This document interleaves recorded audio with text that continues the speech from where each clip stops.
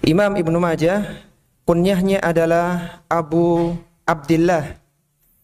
Nama lengkapnya adalah Muhammad bin Yazid bin Abdillah bin Majah Ar-Rabai Al-Qazwini.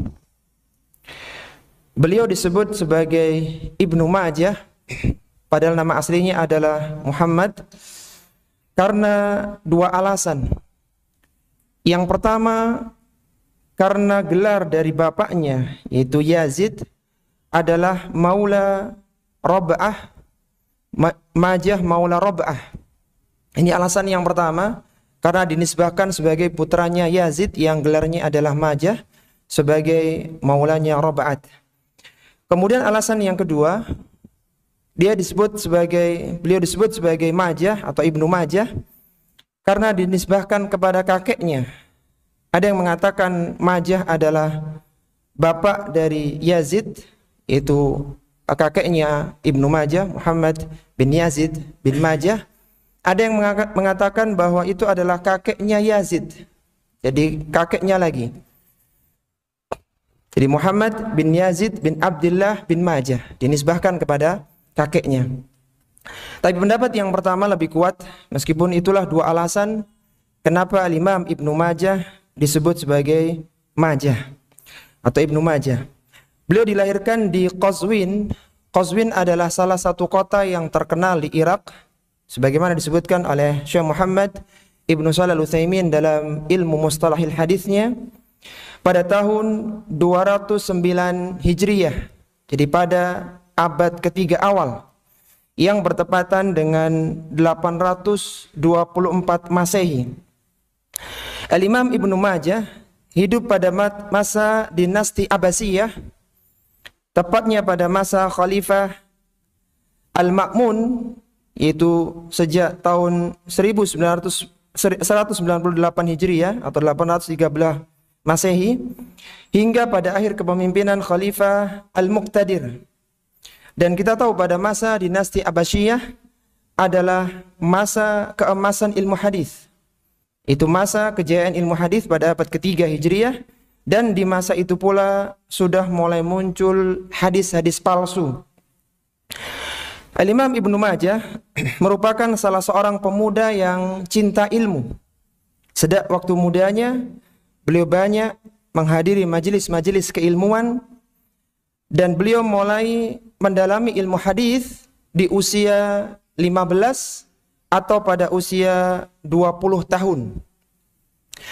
Pada tahun 230 Hijriah, Al-Imam Ibnu Majah mulai rihlah untuk menuntut ilmu, mengunjungi madrasah hadis, mendatangi banyak guru yang tersebar di berbagai penjuru negeri. Di antaranya di Irak sendiri, kemudian di Basrah, di Kufah, di Baghdad, di Hijaz, itu Makkah dan Madinah, Syam, dan juga di Mesir. Ini mengingatkan kepada kita bahwa seorang pemuda hendaknya mengisi masa mudanya dengan belajar ilmu agama. Karena ketika dia gunakan waktu mudanya dengan belajar ilmu agama, memiliki peluang yang besar untuknya menjadi seorang alim di dalam masalah ilmu agama.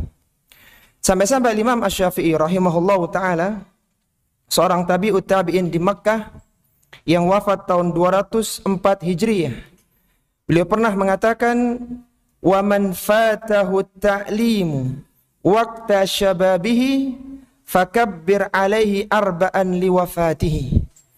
Kata Imam Asy-Syafi'i rahimahullahu ta'ala, Imam Asy-Syafi'i adalah seorang pemuda yang di usia 7 tahun. Beliau sudah hafal Al-Quran dan hafal kitab Muwatta' Malik.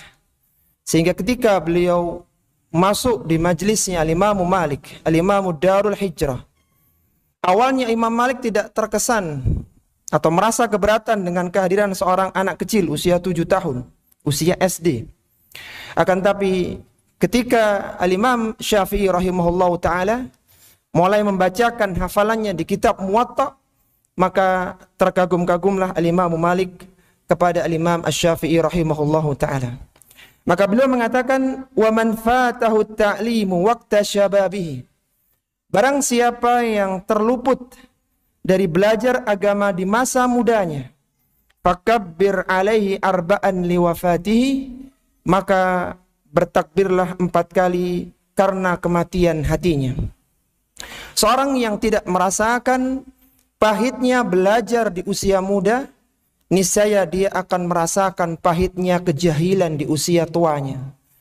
Maka lihatlah bagaimana para a'immah di usia-usia muda mereka tidak disibukkan dengan permainan dan perkara sia-sia, akan tapi dihabiskan masa mudanya dengan hadir di majlis ilmu yang mulia.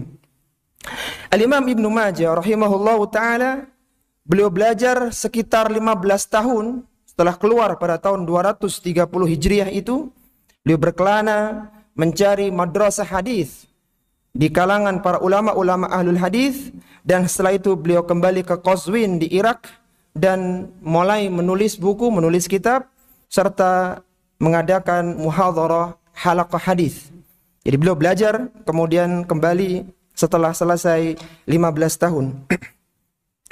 Al-Imam Ibnu Majah rahimahullahu ta'ala memiliki banyak guru, dan guru beliau yang pertama adalah Ali bin Muhammad At-Tanafusi, seorang hafiz yang thiqah, yang berwibawa dan banyak meriwayatkan hadis.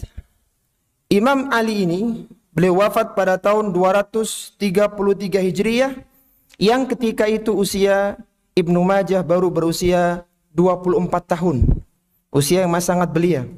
Beliau juga pernah belajar kepada Ibrahim Al-Mundhir Al-Hizami, salah seorang muridnya Bukhari. Juga belajar kepada Muhammad bin Abdullah bin Numair, kepada Hisham bin Ammar, dan Abu Bakar bin Abi Syaibah. Dan banyak lagi guru-guru beliau yang lainnya, karena beliau banyak safar, rihlah untuk mencari hadis.